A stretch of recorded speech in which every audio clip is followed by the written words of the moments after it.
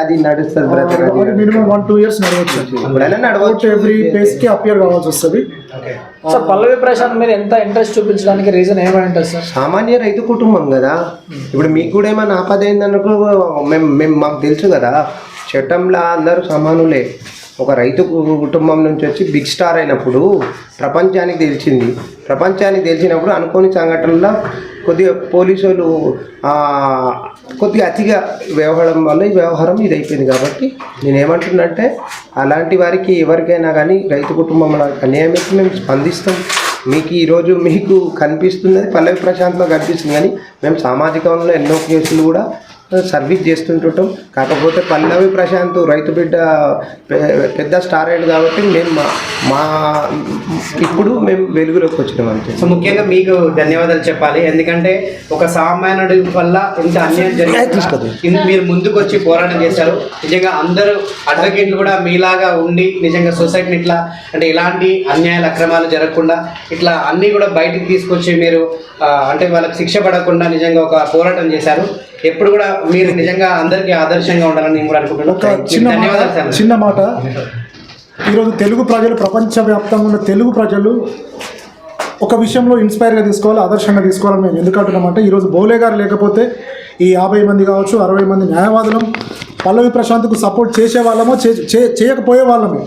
అంటే బోలే అన్నని ఆదర్శంగా తీసుకొని కామన్ మ్యాన్కి ఇంజస్టిస్ అన్యాయం జరిగినప్పుడు అన్నలాంటి వాళ్ళు అందరూ తయారైతే మాలాంటి న్యాయవాదులు మీ వెంటుంటామని పత్రికా ముఖంగా మేము తెలియజేస్తున్నాం. Thank you. మీకు క్వశ్చన్ అంటే ఆ రోజు జరిగిన ఇష్యూలో బోలే గారిది, సందీప్ గారిది, టెస్టీ తేజ గారిది, ప్రిన్స్ గారిది కారు డ్యామేజ్ కాలేదు కాబట్టి వాళ్ళే సపోర్ట్కి వచ్చారని చెప్పి కింద కామెంట్ సెక్షన్లో వస్తున్నాయి. అంటే సంబంధం లేని అసలు నేను కార్ డ్యామేజ్ కాలేదని వచ్చిన ఇప్పుడు అందుకే సపోర్ట్ వచ్చారని అనుకుంటాను. అంటే నా కారు కనపడకుండా పోయినా కానీ ఇంకో కారు కొనుక్కుంటా కానీ నేను మారను. ఇంకోటి చివరిగా అంటే ఇప్పుడు పల్లవి ప్రశాంత్ ఒకవేళ బయటకు వచ్చినాక అంటే కోర్టు ఏమైనా ఆయనకైనా రూల్స్ ఏమైనా పెట్టిందా? అంటే మీడియా ఛానల్స్ కానీ సోషల్ మీడియా కానీ ఇంటర్వ్యూలు ఇవ్వద్దని అట్లనే నిబంధనలు పెట్టిందా? లేకుంటే ఆయన స్వేచ్ఛగా ఆయన అన్ని ఛానల్స్ కు సోషల్ మీడియాలో బయట అందరికి ఇంటర్వ్యూస్ ఇచ్చే స్వేచ్ఛ ఉందా అసలు లేదా ఏంటని? ఇంటర్వ్యూస్ ఇచ్చే కానీ కండిషన్ ఒకటి పెట్టారు, షరతులు విధించడం జరిగింది.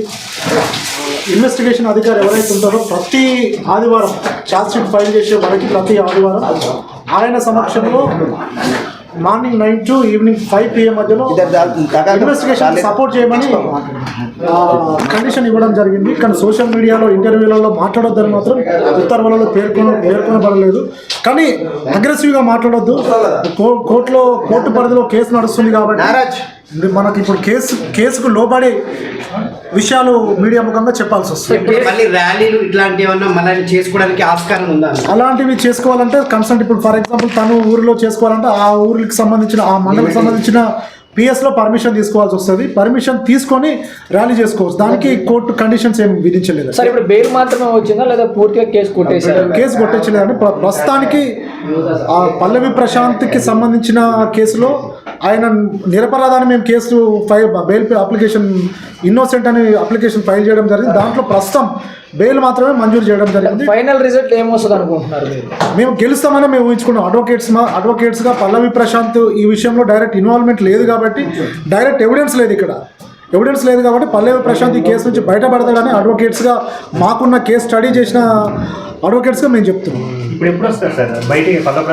రేపు మార్నింగ్ సాయంత్రం వరకు వచ్చేస్తుండే. ఎందుకంటే రేపు మేడం షూరిటీస్ మీద సిగ్నేచర్ సమర్పించి ఎన్ని రోజులు